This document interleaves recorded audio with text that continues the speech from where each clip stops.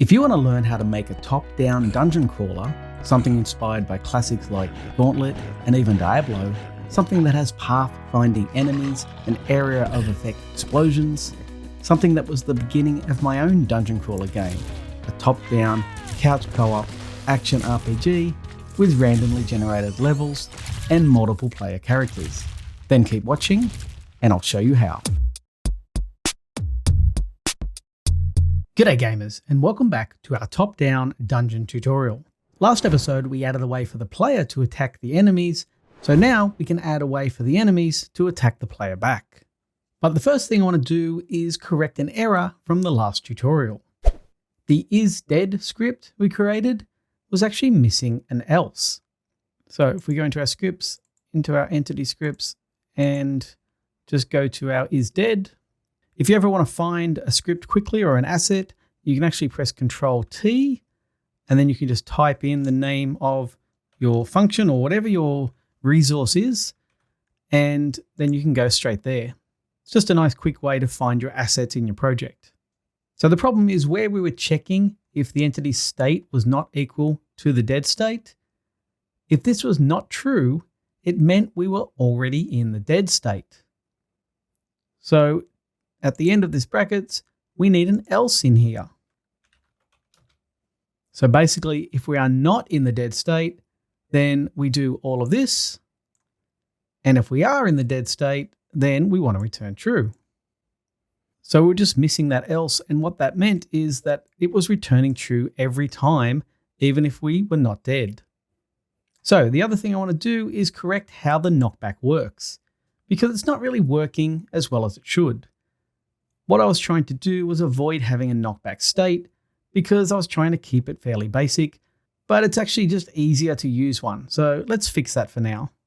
So let's go and look at our enemy. We'll open that up and we'll go to the step event. And let's add a knockback state. So I'm just going to select all of the attack and just Control-D to duplicate that. And we'll call this knockback. Now we don't have an enum for this yet. So what we can do is just middle click on states, go to our enums, and I'm just going to cut all of these out. And I'm going to create a new script over here. And I'm just going to call this macros and enums. And then in here, I'm just going to paste this in. And we can add a knockback state. And the reason I'm doing that is we are going to add some macros in this particular tutorial, so it's good to keep them all in one location. Now you don't need to put enums or macros inside a function. They'll just be read when you run the game. So back over in the enemy and in the step event, what I'd like to do is cut this step event out and paste it into the enemy parent so that any new enemies inherit this code too. That way this can be our default enemy behavior. And if you want a new enemy to behave differently, well, they could just have a different step event. So let's just close this for the moment. We'll go to our enemy and right click and cut this event out. And then in our enemy parent, we can just go here and we'll paste it here. And now we make sure that we are in the enemy parent. So where we are calculating the entity movement, in here we actually do some things that enable the entity to move towards the player. But when they're being knocked back, I don't want them to move. I want to have the knockback effect push them back. So I'm going to have an additional calc movement here, and this one's just going to be the calc knockback movement. So we'll just have a separate knockback movement for when they're hit. Now we need to create this. So if I middle click on calc entity movement, it'll take us into here and we will have another function called calc knockback movement. Now my videos end up being quite long. So to speed that up, what I'm going to be doing is pasting in all the code. You can pause the video, copy it down, and that way you don't have to watch me type it in. I'll change the paste command to purple when I'm using pre-prepared code. I also have a new mouse cursor to help you see what I'm talking about. Why don't you leave a comment below and tell me your thoughts on these new changes? So we're still applying the movement as we were before. We're then slowing down the movement, but whereas our global drag was set to 0.93, this one is 0.91, so we're slowing down less, which means that the enemies will be knocked back further. We're still checking if we're stopped. And then lastly, we have a way of exiting the state. If our knockback time is less than or equal to 0, then we'll just go to the idle state. So that'll knock them back. If we go back to the step event, and in our knockback state, let's just middle click on the enemy anim, and we don't have a knockback state yet for here. So I'm just going to duplicate the attack again, change this to knockback. And all I want to do is show our hurt. So let's just copy and paste that. And when we show hurt, that's actually showing the knockback sprite. So that's all we'll need to do there. Now, the last thing we do is just modify that damage entity script we use, and that'll enable the enemy to move to that knockback state when they get damaged. So if we go to our entity processes and up here and our damage entity, now I'm just going to change some values here. I'm happy for the distance to be knocked back when they're dead to be 5. Otherwise, I'm going to set it to 3. And down here where we're applying the knockback time, we want to move them to the knockback state if they're not dead. Because if they're dead, well, they'll just go to the dead state. So if they are not dead, then state equals states.knockback. Now we don't need an else and set them to dead because that's done in the isDead function up here. So let's press play and test these new changes. So now when we hit them, they actually get moved into their knockback state, and it's a lot smoother as they're getting knocked back. Now you'll notice something else happening here. The enemies don't go through this gap. Even when I'm standing right here, they don't want to go through that gap there, or they don't want to get close to this object right here. So there are some collision issues, among a few other things, and what they're caused by are basically the constantly moving goalposts within Gamemaker itself. Recently, there were some changes to how B-box values work, and they were changed from integers to reals, and this meant that some older collision systems didn't work as expected. Now, I have a tile-based moving platform engine, which uses tiles to create moving platforms.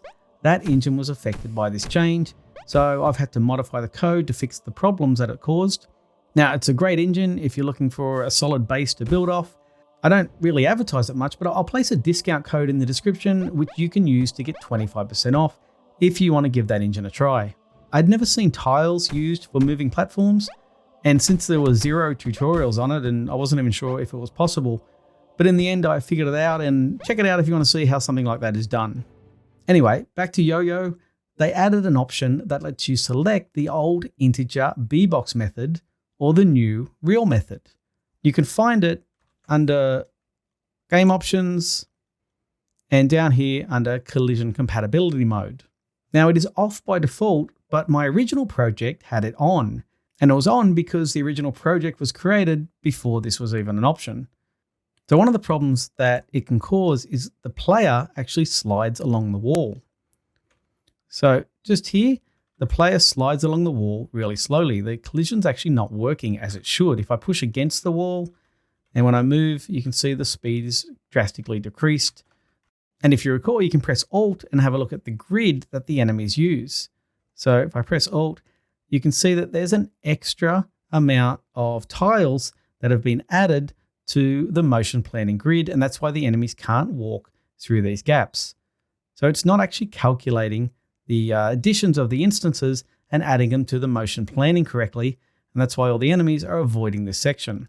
So if I knock an enemy into one of these sections, you'll see that they actually can't move because they're stuck inside a limbo area and they can't calculate a path out of this because this is meant to be a wall in the motion planning grid. So I want to fix this, and I'm going to make some changes to the code to ensure we only collide in integers, and that should fix it going forward. Now, as I say, this was all introduced because Gamemaker is changing the rules in relation to how collisions are working. But if I make this change, hopefully it'll cover it for any changes they make in the future. So let's first go into our collision function. So I can just type in collision here and go straight to the function. Now what we want to do is ensure that the distance we move is always an integer. And we can do that by getting the max distance that we want to move using the seal function. So here we're getting the distance. We actually want to get the max distance that we want to move. And I'm just going to use the function seal. And you can middle click on that and have a look what it does. Basically what seal will do is just round up. So if it's a non-integer, it'll round up to the nearest integer. So now we know the max distance that we can move. We can then check if the distance we are moving in the X or the Y is what's causing a collision. And if it does cause a collision, we can round to that value to ensure we are moving in integers only, and that'll move us flush against the wall when we do our repeat code below. So once again, I'm just going to paste the code in here. And what this is doing is looking for a collision at our X position plus the distance we are moving times the sign of the target X minus X. What this will do is get the direction we're moving, either 1 or -1. And if we multiply that by the distance we're moving, that'll be X plus the distance we want to go. So basically we're looking for a collision at the maximum position that we're going to move to. And if we are finding a collision, we're just going to round the X and the Y, and that way we'll always have an integer value if we're going to be in a collision. So let's test that out. I press play. So now when we go along the wall here, we can slide easily even if I'm moving towards the wall. What was happening before is we were being put in and out of a collision very quickly, and that was then not enabling us to smoothly move along it. So our enemies still have this area that we need to fix as well. Now this sliding along wall issue and this issue is a little inconsistent between versions and between the beta. So you may find that this problem with the motion planning grid and the sliding is not happening in your version. I'm trying to cover all the versions and between the beta and the stable and all the versions of stable at the moment, because some are getting the problem. I'm just going to cover them all and solve it for all of them. So to fix this problem, let's just close this down. And we need to look at our motion planning grid, and that's inside our OGame and inside our room start event. And right here is where we're adding instances to that motion planning grid. So a really simple way to fix it is just set this to true. Now that'll ensure that they're added correctly. So if we run this now, and if I press down Alt, you'll see that they're all added correctly and the enemies can run through this area and not get stuck anymore when we shoot them into the walls. Great, so that should fix those issues going forward. So now we can start covering today's tutorial, which is quite a long one. We're going to be allowing the enemies to damage the player. Hopefully this content is helping you make your dream game. If it is, maybe you could show your appreciation over on the Patreon site. Legendary Patreons get free codes to my Udemy courses and access to my tile platformer engine after 2 months. Thank you to this episode's legendary Patreon members, Kazuho, Andy K, Chief Rigatoni, Big Honk, Sergio Mora, Jake Dowds, and Eric Justin. So when the enemy is close enough to the player and their attack is ready, we can allow them to attack. So in the enemy processor script, let's open that up.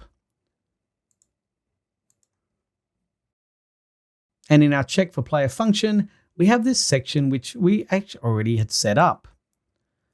And this will run when we are close enough to attack. So when we end the path here, we can also move our enemy to the attack state so they can make their attack. So just here, we'll make a new line and we'll just add that movement to the attack state.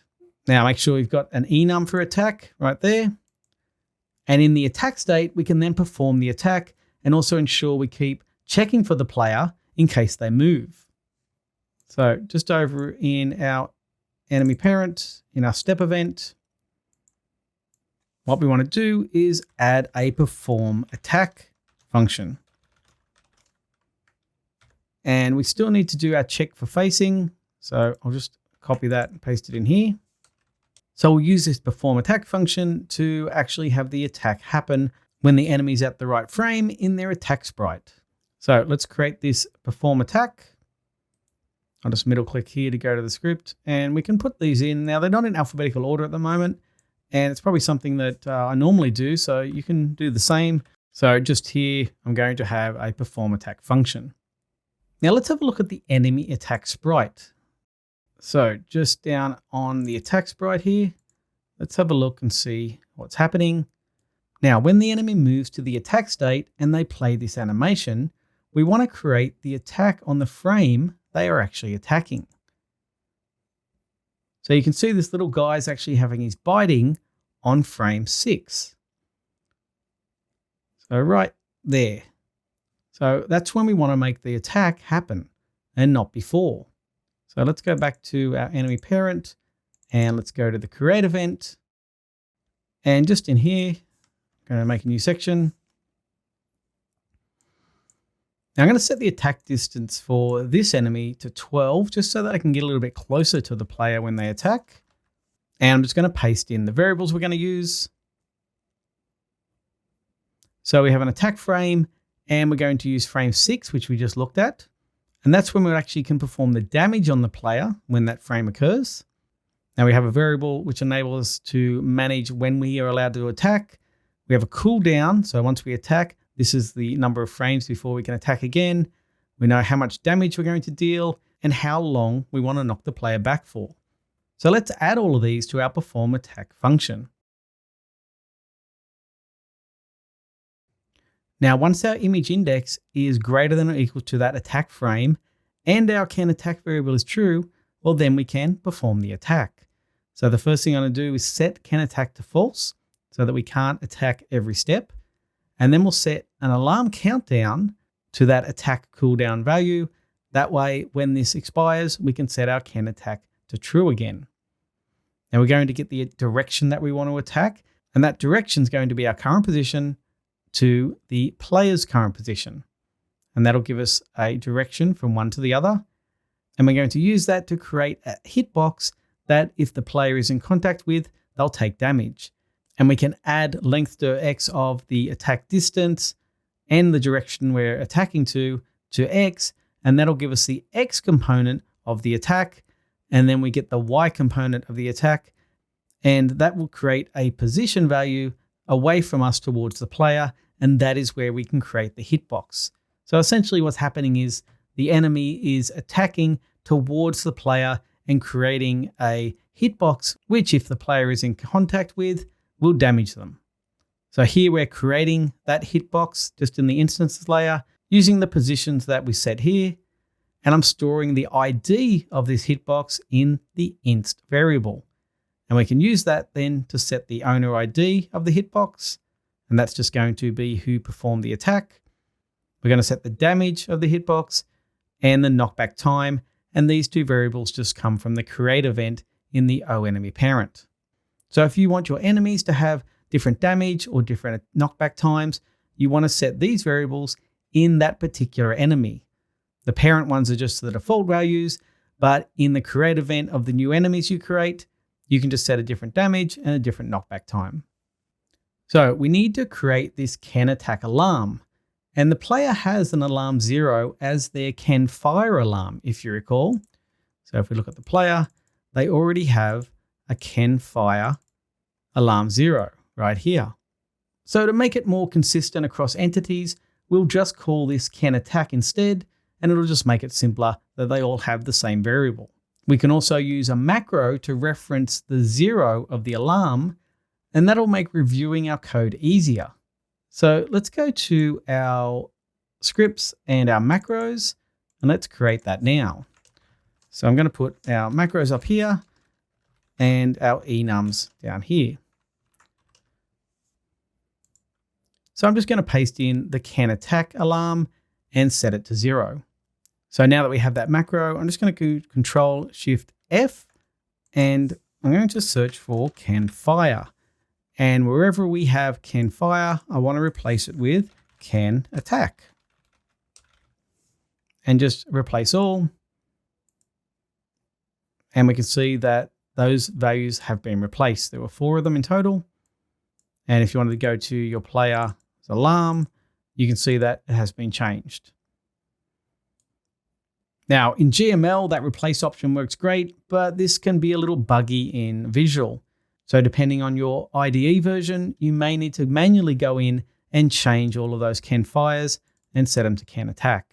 Now the reason I'm doing that is because I can now take this and cut it out, go to our entity parent and paste it in. And this is our entity can fire. And that will then work for players and enemies. So the other thing we want to do is create this O enemy hitbox. So let's just take a copy of that. Let's go down here to the enemy. We'll right click and create an object. And we're going to create an O enemy hitbox object. Now we need a sprite to go along with this. So I'm just going to right click and create a sprite. And we're going to just call that S_enemy hitbox. Now I'm going to change the size and just set it to 16 by 16. And I'm going to edit that and just paint it a red color. Now the other thing to do is just set the origin to be middle center.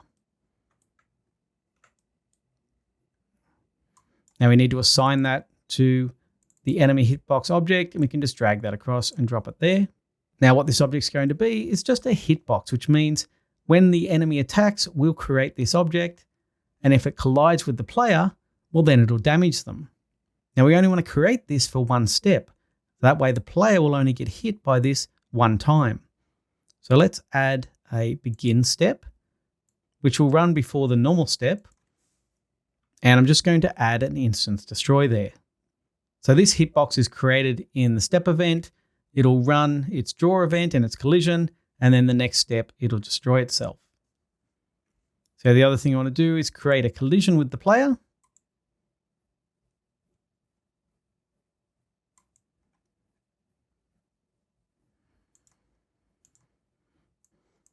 And in here, all I want to do is damage the player, and we can use our damage entity script to do that.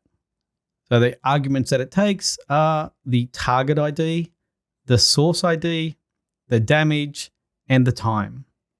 So our target is the other, which is the player. The owner is the owner of the hitbox object. We're passing the damage for the damage, and the knockback time is our time. So let's press play and test this out. Now, when the enemies come, you can see that they're creating this red hitbox and it's actually damaging the player. But there's a few things wrong. Firstly, we don't need to see the red of the hitbox. So what we can do is we can set it to not be visible. The other problem is they never stop attacking, and that's because they're never moving out of the attack state. Also, the player doesn't get knocked back. So let's just press stop, go back to our hitbox, and we'll just untick visible. So therefore it won't be drawn. And now we can set it up so they stop attacking. So let's go to the animation end event of the enemy parent. Now the animation end event will run this code at the end of the animation. So we can have another case here for the attack state. And at the end of the animation, if we're in the attack state, we'll change back to the idle state and we'll set our image index to be 0. So let's test that out.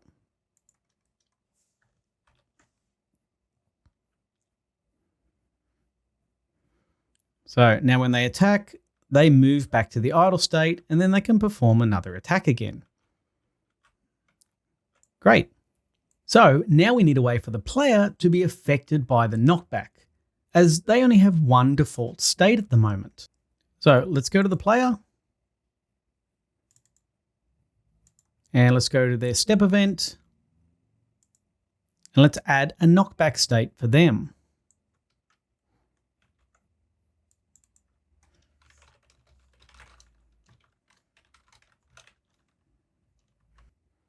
Now, when the player's being knocked back, I don't want them to have any input so they can't move. And the great thing about states and how we've set out each function as things that we allow the player to do, we can remove certain ones. So we'll take away the get input from knockback so that they can't move. Now we don't want them to fire, so I'll take that away. And we need a way for the player to come out of the knockback state. And we can do that with this line. It looks at the knockback time and it decreases it per step. And when it's less than or equal to 0, we change the player to the idle state. Now the player actually doesn't have an idle state, so this default code will run. And we can set up players' states later, but for the moment, this is all we need. Now, because we are setting a HSP and a VSP variable in the damage entity script, if we go and have a look, we're setting right here a HSP and a VSP variable. Now we need to apply that to the player to move them while being knocked back, as we don't actually use that for movement of the player. So back in our player's step event, and in the calc movement function, just down here, I'm going to apply that knockback. So what we're doing is ensuring that our HSP and VSP variables are being applied to X and Y. So we're moving the player, and then we're lerping HSP and VSP to 0. And that means we're moving towards 0 over time by this percentage. And this will ensure that the HSP and VSP variables will be set to 0 after a certain amount of time. So let's press play and test that out. So now when we get hit, the player gets knocked back a little bit. Now, let's restart and notice and show you something that can happen. If we're standing close, we can actually take all of our damage at once. So you'll see what will happen is when multiple enemies hit the player at once, they can get hit multiple times. Now you may want your game to do that. Personally, I like to have hurt frames or invincibility frames for a period of time, which means you can't be damaged during that time. It's a little unfair for the player to be instantly hurt by multiple enemies. So it's better to add a hurt timer, and it gives you a small amount of immunity time when you're damaged. So let's go into our entity parent, and in the create event, and just here, I'm going to add a hurt time and set it to 30 frames. Now, because this is something that all entities are going to need, this is why we're adding it to the entity parent. And I'm going to use an alarm that will set, and once that alarm is over 0, it means that they're currently hurt and they can't be hurt again. And because I'm going to use an alarm, I'm going to go into the macros enum, and I'm going to make a new alarm up here. So hurt is going to be alarm 1. I just want to pause there quickly and give a huge thank you to my epic Patreon supporters this month. They are Sky Devil Palm, Edward Lyko, Paul R. LeBlanc, Robert Churches, Pseudo, Sir Peter, Defong Singh, Chris LeBlanc, Sadface, Anthony Sanderson, James Gargett, Peter Grusing, Dennis Evans, Slime Dungeon Official, Nick, Alex Wachowski, Quintas W, Apex Aliens, Joseph Carmelo, and Chandler. Thank you very much for your support. It's greatly appreciated. So back in the entity, and let's add another alarm here, alarm 1. And the description is just going to be hurt. Now you'll notice in alarm 0, we're setting a variable here to say that we can attack when the alarm is expired. Yet we're not doing it here. We don't have a hurt variable. Now you could do that. You could have a hurt variable just like we've done here, but I wanted to show you another method. And this is that you can actually just use the alarm directly and not have a variable that you toggle on and off in the actual alarm code. So now when we're damaging entities, we can set their hurt variable to this hurt time. So let's go to our entity process and look at our damage entity. And just here where we're setting our knockback time, I'll also set the alarm hurt to be that hurt time. Now during this period when they're hurt, I would like the player or the enemy to flash white to show that they took some damage. So let's set that up. Go back to our entity parent and in the create event, and I'm going to add some variables here. We're going to have a flash initial and a flash variable, and I'll show you how we're going to use these.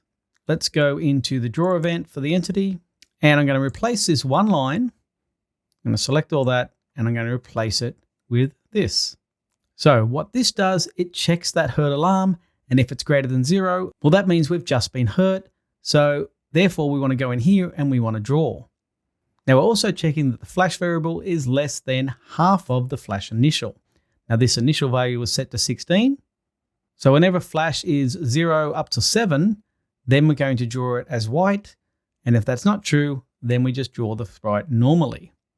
Now, this minus minus, remember, takes 1 off flash per step.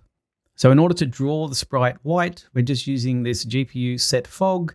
And this value here is the enable, It enables it to set the fog, and essentially how I use this is just to draw a white version of the sprite. And then we're disabling it after we've drawn the sprite here. Now, once our flash variable is less than or equal to 0, we'll set it back to 16, and then we can do that countdown again. And essentially what we're doing here is when flash is 0 up to 7, we draw it. When flash is 8 to 15, we then just draw it normally. So let's press play and we can test that out. Now when we take damage, we flash white for a little bit of time, and the enemies, they flash white as well because they're all using that entity parent draw event. And that's what's great about that, is they all share the same code. Now the player should be dead here. Our health is lower than 0, but we're still moving around. So let's add a player dead state. So let's go back to our player step event. And just down here, let's add a dead state. Now we're still resetting our variables. We're still calculating our movement, but we've got a new variable here checking if we're ready to restart. And if that's true and the player presses the mouse button, then we enable the game to restart. So this ready to restart variable, let's go to the player and go to their create event. And let's add this variable. I'm just going to put it down here. And we're going to use this to ensure we can restart after our death animation. So how do we know the players played their death animation? If you recall, they have a dead sprite and it looks like this. But at the end, we need to do the same thing as we did with the enemies. We need the animation to stop and for something to happen. So just back in the player, what we can do is go to an animation end event. So under other, animation end. And we can just use our states to ensure that when we're in the dead state, we do certain things. What I'm doing here is setting the image index to be the last frame. We're stopping the speed and we're setting our ready to restart to be true. Now, the reason I'm using that variable is so the animation plays in completely before they're allowed to exit the dead state. Now, we also need to go into the animation script for the player. And at the moment, we're just doing this. So what we want to do is have a similar thing to what we had for the enemies using our switch statement in relation to their state. So I'm going to select all that and paste in a state version looking at a switch. Now, by default, we're still doing the same thing here, but now when we're in our dead state, we're switching to the player's dead sprite. So let's test that out. So now what happens is when the player takes damage and their health goes to 0, they get pushed into their dead state. But unfortunately, the enemies continue to attack. So there's a few things there. The other thing is we can still take a lot of damage with one hit. So let's fix that first. So let's go to our entity processes and in our damage entity. Now, all of this, we don't want to run it if we're already hurt. So what we're going to put in here is a check. And if our alarm hurt is greater than 0, then we can just exit. So we're not going to do any of this code. Exit will just exit the current function. So that'll stop the player getting hurt multiple times. But we also don't want to run this if the player's already dead. So let's also add an OR here. And if our state is already equal to states.dead, well, then we can exit as well. Now we need to make sure that the enemies don't chase the player if the player is dead as well. So let's go into our enemy processes and let's look for that function where we're checking for player. Now we don't want to run any of this code if the player is actually dead. So let's put this line in, and if the player's state is equal to dead, well, the same thing, we'll just exit. Let's play and test that out.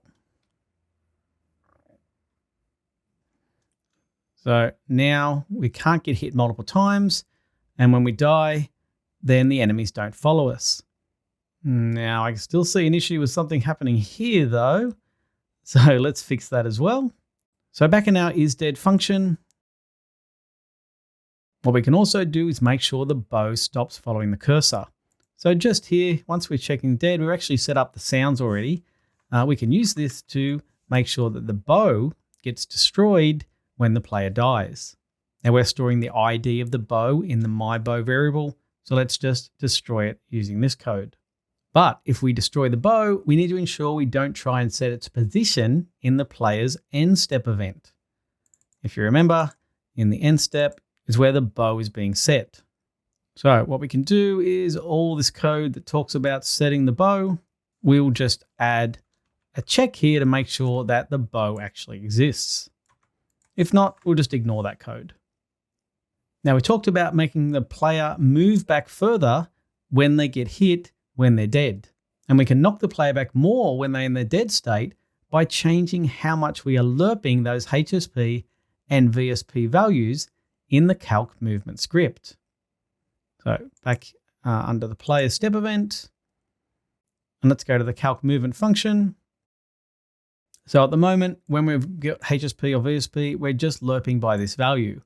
But I want to show you that you can change that value depending on what state you're in. So I'm just going to select all this and replace that with this code. And what this does, it looks at our state, it sets that 0.15 variable as the default, and then it runs the same code as before. But if we're in the dead state, it changes the drag value to a lesser amount, which means the player is going to fly back further when they're dead. Now, also, while we're here, let's remove the aiming so that the player can't aim towards their mouse while they're dead. And I'm going to do that by cutting all this out and replacing it with an aim bow function. So we can just add that here. So we have a function for aiming the bow, and we'll just paste in that code. And what this is going to do is just get and set the bow aim. Now I don't want to run it just here. I'm going to take this out. And the reason is because we can use calc movement for all states, and then we can just aim the bow for the states that we want to do it. For example, by default, we want to aim the bow. So I'll do that here. Now, when you're being knocked back, it's up to you if you want to run it. I'm going to run it in the aim bow, but it's up to you. But in the dead state, we definitely don't want to include it. So now by breaking up the functions into smaller versions, we can choose what we want to run in each state, and it becomes really flexible to set your player up like this. So let's test that out. So now when they hit, we can only be hit once. We have a hurt timer that applies, and we flash, and when we die, the bow disappears, and we're knocked back, and the enemies stay there. And once the animation is finished, we can press the mouse button and play again. Now, if we get hit, and I try to press the mouse button while flying back, it doesn't reset until that animation ends. So there's a huge amount to cover in this tutorial, and I'm glad you stuck around to the end. What you've added is going to make a huge difference to your game. That's all for this tutorial. Thanks for joining me. I'll talk to you in the next one.